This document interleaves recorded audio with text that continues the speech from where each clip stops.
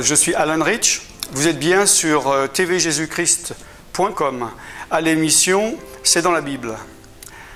Cette semaine, nous allons commencer une série sur le sujet de la conversion et de la repentance. En fait, c'est un seul sujet, c'est celui de la conversion, mais la repentance fait partie de la conversion. Et je vais l'expliquer dans ces séries-là. Vous pouvez vous dire, bon, moi je suis converti, je suis chrétien depuis longtemps, je sais que je suis converti, c'est un sujet qui ne m'intéresse pas. Ce qu'il faut comprendre, c'est que le thème abordé concerne deux aspects. C'est exactement le même principe pour le nouveau venu qui se convertit et le chrétien, qu'il soit chrétien depuis peu ou depuis très longtemps, et qui fait une erreur, qui pêche, et qui doit revenir à Dieu. Donc, cela vous concerne beaucoup. Il va y avoir beaucoup de versets. Alors, si vous êtes sérieux dans l'étude de la Bible, si la Bible est votre rocher, est votre source doctrinale sur laquelle vous vous basez, il serait peut-être bien de vous munir d'un papier et d'un stylo pour écrire tout cela. Alléluia. Donc, la conversion. Qu'est-ce que c'est la conversion? Qu'est-ce que ça veut dire? Conversion, en fait, ça veut dire, c'est un tournant, hein, c'est se tourner, n'est-ce pas, à 180 degrés. C'est-à-dire, je marche dans cette direction-là. Si je dis que je vais convertir ma voie, je me convertis, je tourne de l'autre côté, du côté opposé. Hein. On utilise ce terme maintenant un peu dans tous les domaines, une conversion politique, professionnelle. Mais en fait, donc, la réalité au niveau biblique, c'est bien d'une conversion totale. Ce n'est pas que je sois là et je change un peu, ou même un quart. C'est vraiment un tournant complet. Je faisais du mal, maintenant je fais du bien. Hein? Je haïssais ceci, maintenant je l'aime. Et il est important donc de comprendre qu'une conversion est un changement total. Et pour venir à Jésus, pour être sauvé, ou bien pour sortir d'un écueil dans lequel on peut être en tant que chrétien, il faut une conversion totale. Il faut un changement complet et total. Amen. Pour se convertir, il faut déjà réaliser que tu es un pécheur. Un pécheur, c'est quelqu'un qui a fait une faute ou des fautes ou qui sent avoir fait quelque chose de mal. Si tu viens à Jésus, si tu es en train d'entendre parler de l'Évangile, il faut que tu saches, que tu réalises que tu es un pécheur, que tu as fait du mal. Si tu es chrétien et que tu as fait quelque chose de mal, que tu reviens à Dieu, la première chose qu'il faut faire, c'est reconnaître ton péché, reconnaître ton erreur, que tu as fait du mal. Tu ne peux pas venir ou revenir à Dieu en faisant comme si rien ne s'était passé et en disant, bon, là, j'arrête, je change, mais c'est pas grave, je fais comme si la chose n'était pas arrivée. Il faut reconnaître, comprendre, prendre conscience que tu es un pécheur. Dans beaucoup de cultures dans le monde et de religions, la notion du péché est très présente. Ce qui s'est passé évidemment en Occident avec le catholicisme, il y a eu un peu une distorsion par rapport à la notion du péché, un peu scinder le mal, le péché en petites catégories et grandes catégories, des péchés plus facilement pardonnables, d'autres moins, des péchés capitaux, etc. Mais aux yeux de Dieu, il y a le péché. Tu as fait une erreur, reconnais-le, avoue-le, c'est aussi simple que ça. Dans notre subconscient collectif, en tant qu'occidental, il y a énormément de personnes qui ont été éduquées avec la notion du péché Et ensuite, arrivés à maturité, quand ils sont un peu adultes, ils veulent rejeter ça. Ils veulent se dire, je ne veux pas me sentir coupable, je veux pouvoir faire ce que j'ai envie et pas qu'on me dise que c'est mal. Et souvent, les personnes se tournent vers des philosophies ou des religions ou des mouvements de pensée orientalistes, de mysticisme oriental ou de religion orientale à base qui est toujours tirée de l'hindouisme ou du bouddhisme, mais le bouddhisme vient de l'hindouisme, sans s'en rendre compte qu'en fait, dans l'hindouisme et le bouddhisme, la notion du péché est très très très présente et un être humain qui se regarde tel qu'il est, il doit pouvoir arriver à se dire « j'ai fait du mal, je ne suis pas parfait, je suis un pécheur ». Si tu n'arrives pas à reconnaître cela, c'est un premier mur qui est là, qui s'érige, qui peut t'empêcher de te convertir, ou qui peut t'empêcher de revenir à Dieu. Je dis ça parce que peut-être il y en a maintenant ici qui m'écoutent, ou bien sur tvjésuschrist.com, qui se disent « mais est-ce qu'il y a une personne sur cette terre qui pense être parfait ou ne pas avoir fait de mal ?» Oui, il y a des personnes pour qui ils ont une mauvaise notion du péché et ils se disent « si j'avoue que je suis pécheur, je suis impardonnable, donc je ne peux pas avouer. Hein » C'est comme il y a des erreurs, des fautes qu'on a faites qui sont tellement impardonnables qu'on ne va pas pouvoir les dire. C'est beaucoup plus facile, évidemment, de dire, d'avouer que voilà, j'ai pris une pomme dans ton frigo sans te demander l'autorisation, que si je dis j'ai tué 10 personnes hier soir.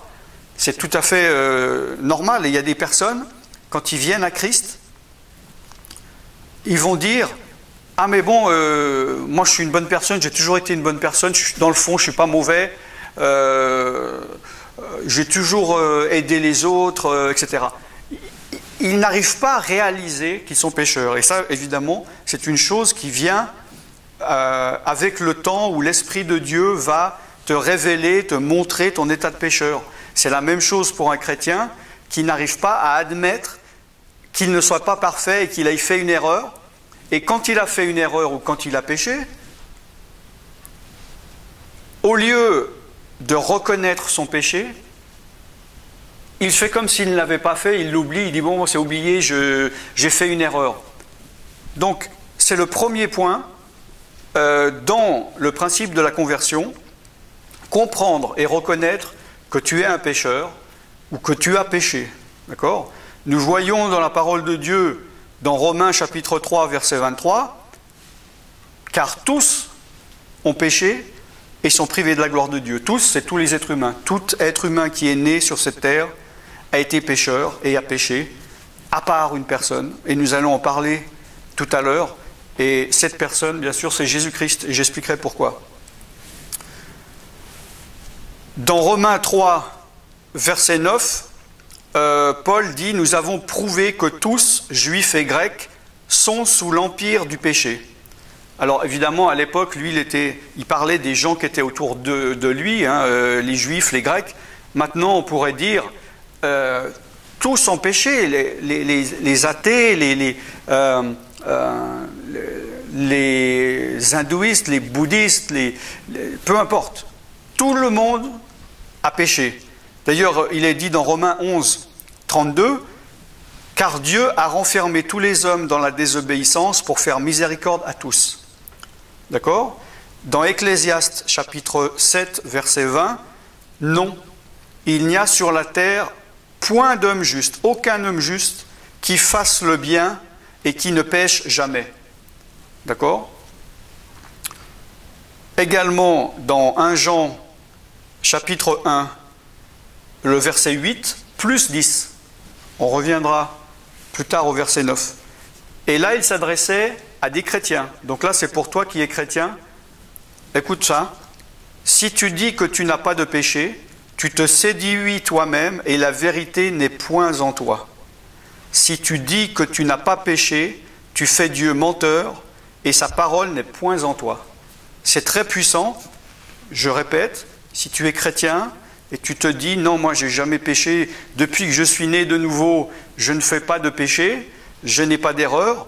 Si tu dis 1 Jean 1,8, si tu dis que tu n'as pas de péché, tu te séduis toi-même et la vérité n'est pas en toi.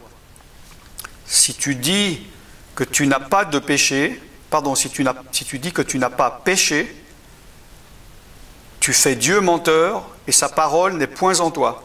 Donc c'est très puissant. Ça, c'est la première étape. Je rappelle que toutes ces étapes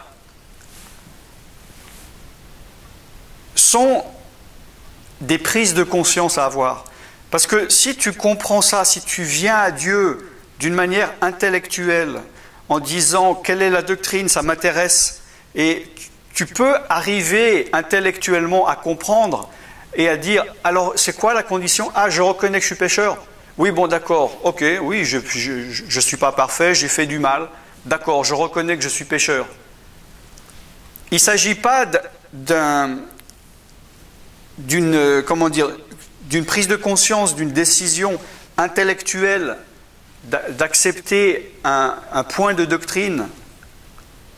Il s'agit de profondément comprendre et reconnaître que tu es pécheur. D'accord? Et ça, c'est une grâce de Dieu, ça fait partie du processus de la conversion. Et le plus profondément tu vas vivre, prendre conscience, les points qu'on va voir dans cette série, le plus profondément tu vas être converti et ancré en Jésus. Il y a évidemment beaucoup de personnes qui se convertissent superficiellement parce qu'ils ont un enseignement superficiel. Ils ne vont pas avoir un enseignement exactement ce que l'horreur du péché aux yeux de Dieu et ce qu'ils doivent faire pour s'en détourner. Et donc on ne prend pas au sérieux. Si un enfant, on lui dit depuis petit, ah bon, si tu as une arme et tu tues quelqu'un, c'est pas bien, attention.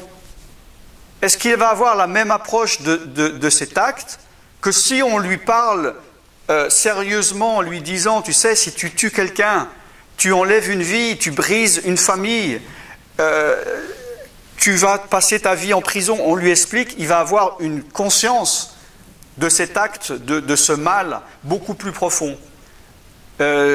J'étais il n'y a pas longtemps dans un pays, dans une grande église.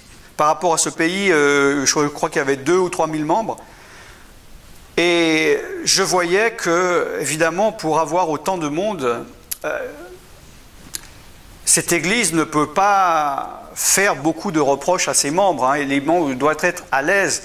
Et quand il a fait un appel, le pasteur, j'étais content, à la fin il faisait un appel en disant si quelqu'un veut venir à Jésus, et il leur a parlé, mais il n'a jamais parlé à aucun moment de mal, de péché, de repentance. À aucun moment de pourquoi Jésus a dû mourir sur la croix. Il n'a jamais parlé de ça. Il a dit, oh viens Jésus, tu veux ce bonheur, tu veux cette lumière, tu veux cette paix. Ah, Jésus t'accepte tel que tu es. C'est même pas une conversion. C'est une approche. Alors j'espère qu'après, par la suite, il y a un enseignement plus profond et où les personnes vont être ancrées et vont comprendre les valeurs de Dieu et les valeurs de sa parole. Donc le point numéro 1 que nous venons de voir, c'est comprendre et reconnaître que tu es un pécheur.